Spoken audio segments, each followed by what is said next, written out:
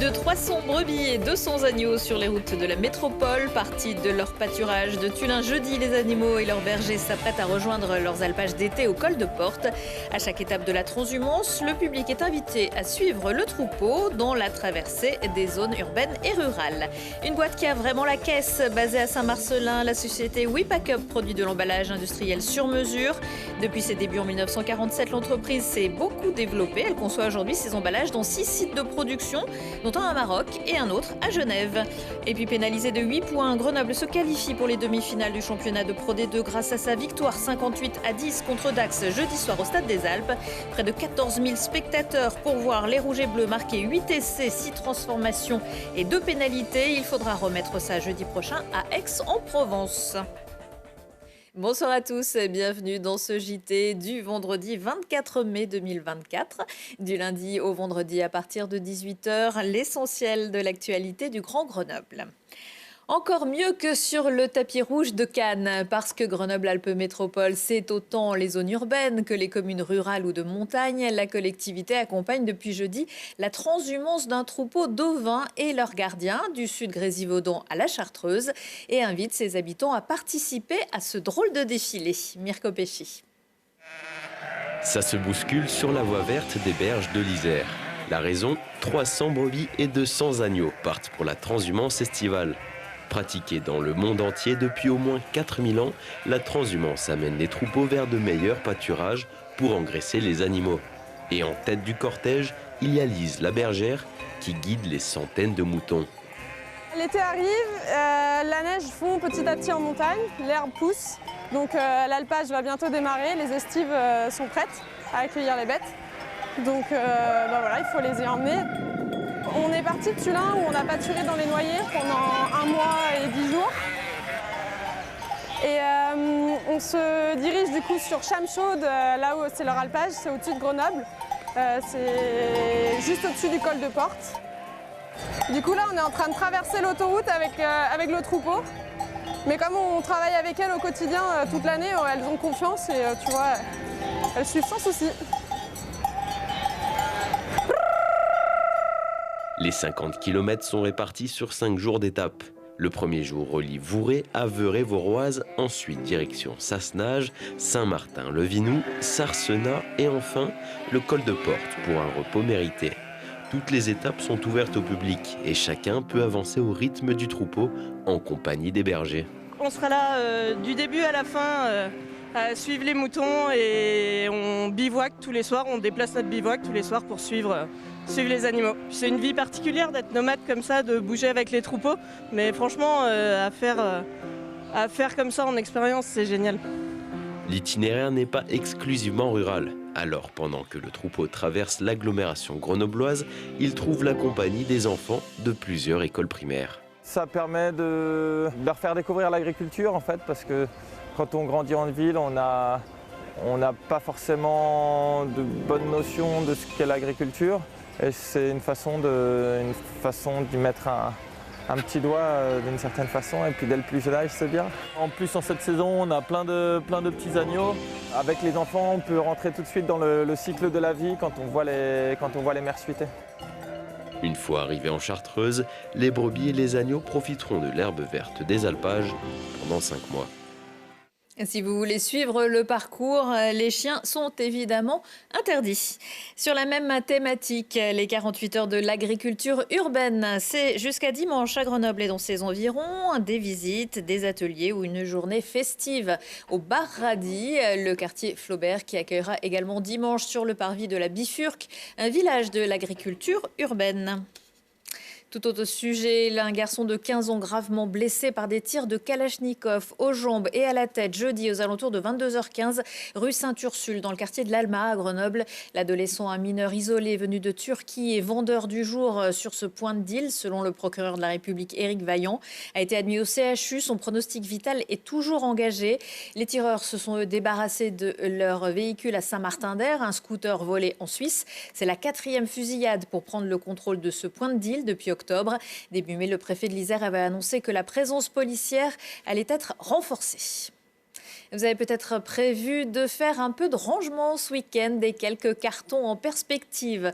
À une toute autre échelle, l'entreprise iséroise WePackUp est devenue en quelques années le spécialiste de l'emballage industriel. À l'origine, il y a plus de 70 ans, c'était une menuiserie qui s'est orientée vers la création de caisses de transport. Pour petites ou grandes séries, elle conçoit sur mesure de véritables écrins protecteurs et emploie près de 95 personnes. Mirko Pesci. Du luxe à l'aéronautique en passant par le pharmaceutique, WePackUp développe et fabrique de l'emballage technique pour le secteur industriel. Basée à Saint-Marcellin, l'entreprise est aussi présente en Suisse et au Maroc. Ses origines remontent à 1947. À cette époque, l'usine était une scierie fondée par Albert Cotte. Peu à peu, il se spécialise dans l'emballage avec des caisses de bois, puis développe de nouvelles solutions avec la mousse et le carton.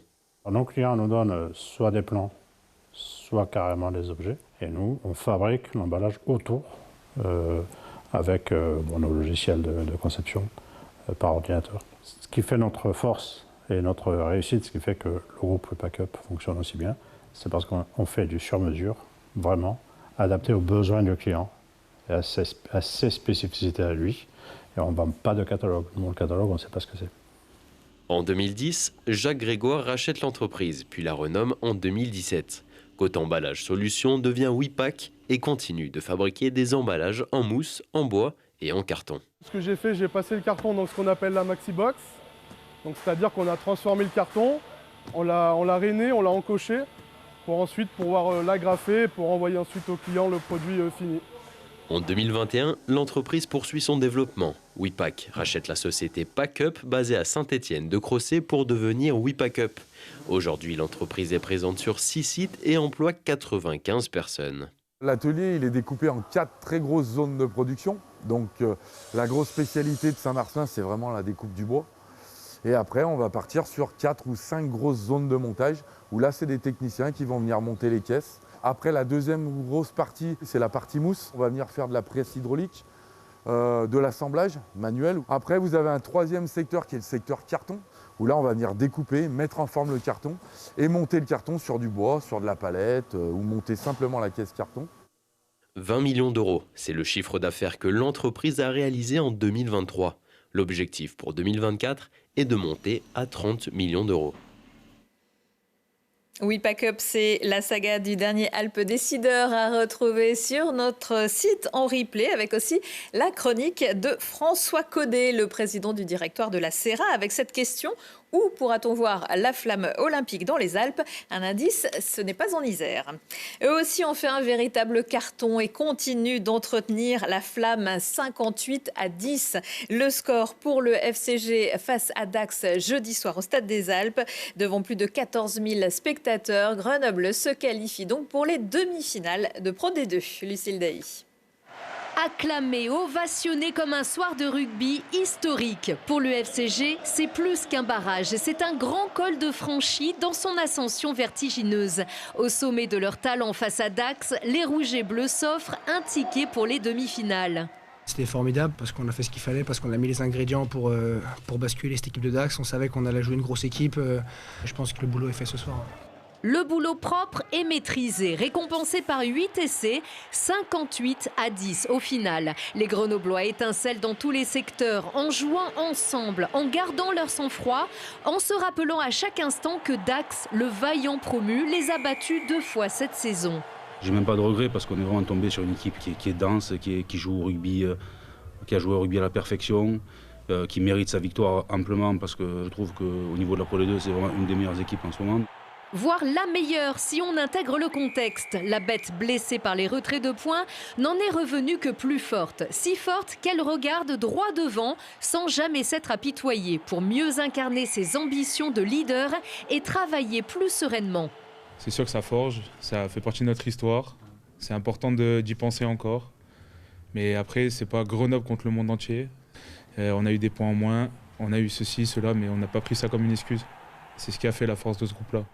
À l'image du capitaine Steve Blanc-Mapaz, auteur du somptueux premier essai, ovationné avant de quitter son club, qui sait que ce groupe soudé autour de lui, autour des coachs, les cadres solides, les jeunes révélations, ce groupe hors du commun est capable de tout. On n'a pas de limite, quoi. On est toujours capable de créer des choses.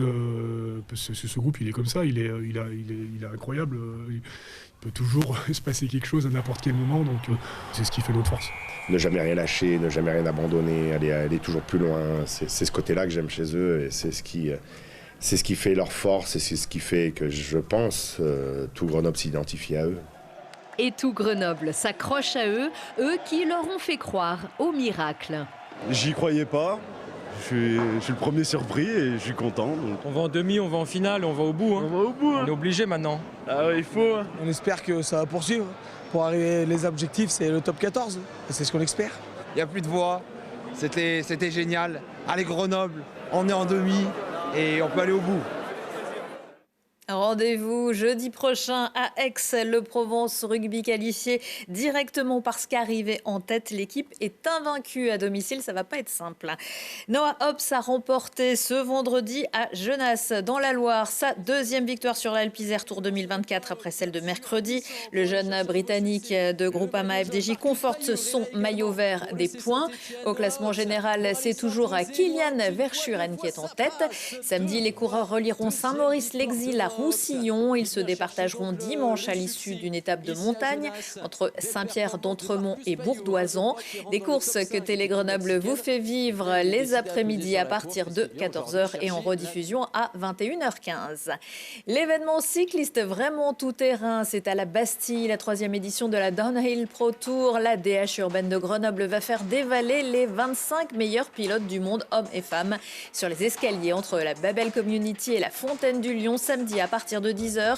Finale de 15h30 à 17h. Sur du plat, le trophée régional Auvergne-Rhône-Alpes des jeunes cyclistes se tient à Massieux samedi et dimanche avec plus de 200 compétiteurs âgés de 7 à 14 ans. Et dans l'eau, le pont de Cléguc Waterpolo dispute le match pour la 3e place du championnat de France de National 2 contre le Stade Toulousain samedi à 21h à Flottibule.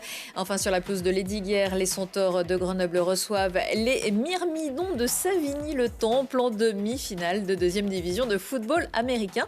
Victoire impérative pour éviter l'élimination après une très belle phase régulière. Pas de descente vertigineuse pour la course de chaise de bureau de Voiron et c'est sans doute mieux comme ça. La 2e édition aura lieu samedi matin au complexe sportif de la Garenne. Soyez le plus rapide pour glisser jusqu'à la photocopieuse de l'entreprise. Visiblement, le mieux, c'est la marche arrière. Au programme, une course individuelle, un relais en binôme et une course de mascotte. Accueil des participants à 9h20.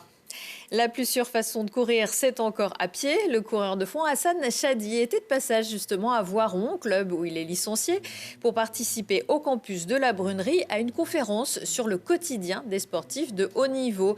Le mois dernier, il explosait son record personnel au marathon de Londres en 2h30 minutes et 7 secondes pour finir 5e de la course. Dommage, la sélection française pour les Jeux Olympiques était déjà faite. Rien ne sert de courir, il faut partir à point. Content de ma performance au marathon de Londres parce que c'est mon record et c'est les minima pour les Jeux.